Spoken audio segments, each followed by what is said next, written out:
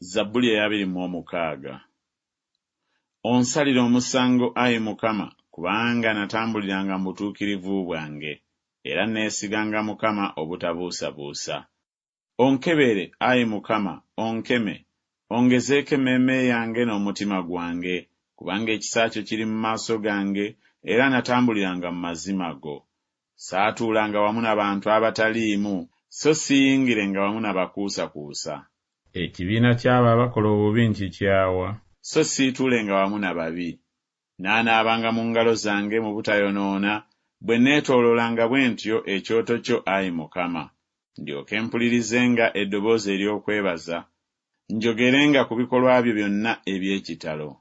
Mukama, njagala ekisulo eky'omu nnyumba yo, n'ekifo ekitiibwa kyo kye kituulamu.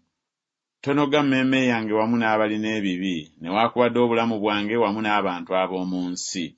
Emikono gyabwe girimu ettima, n'omukono gwabwe ogwa ddyo gujjudde enguzi. Naye nze naatambuliranga mu butuukirivu bwange. Onnunule era onsaasire.